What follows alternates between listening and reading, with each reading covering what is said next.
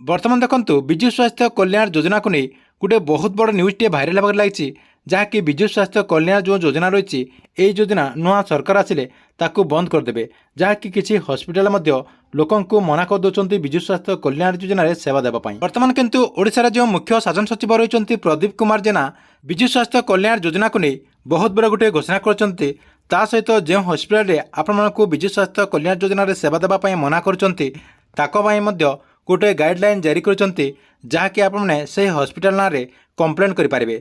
तेबे एने कौन अपडेट होती ये वीडियो माध्यम रे आपने पूरा डिटेल जानीपारे से भिडियोटी को शेष पर्यंत देखंतु। ता पूर्व वीडियो को गोटे लाइक कर दिंतु एवं जो मैंने चैनल को नुआ आसथिबे चैनल को सब्सक्राइब कर पाखर थिबा बेल आइकन को क्लिक करके ऑल नोटिफिकेशन ऑन कर दिंतु।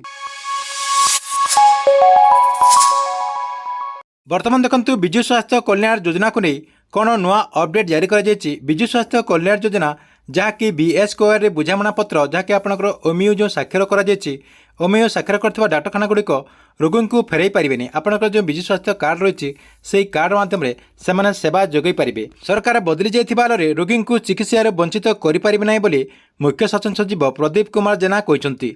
सहित से कहते जे कौन हिताधिकारी जदि एभली समस्यार सम्मुखीन होती तेज सरकार गोटे हेल्पलाइन नंबर अच्छी जहाँकि स्वास्थ्य विभाग पक्षर गोटे हेल्पलाइन नंबर जारी कर हेल्पलाइन नंबर माध्यम से कॉल करके निजर अभियोगटी करेंगे जहाँकि स्वास्थ्य विभाग तरफ यह घोषणा कर राज्य में बीएसके चलुवा नहीं स्पष्टीकरण रखिंट मुख्य शासन सचिव।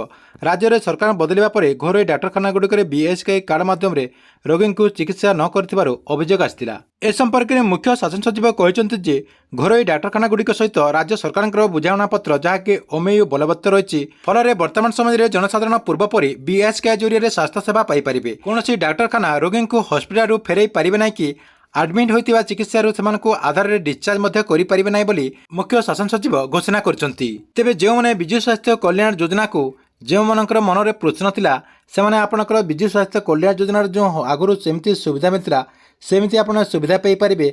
आपणकर जदि कौन हस्पिटाल जदि आपको विजु स्वास्थ्य कल्याण योजन आपको सेवा जोगाइवाई जदि मना करुवे आपण जो टोल फ्री नंबर टी कहुई से टोल फ्री नंबर आप जोगाजोग करके से हस्पिटाल ना आपने कंप्लेन करेंगे।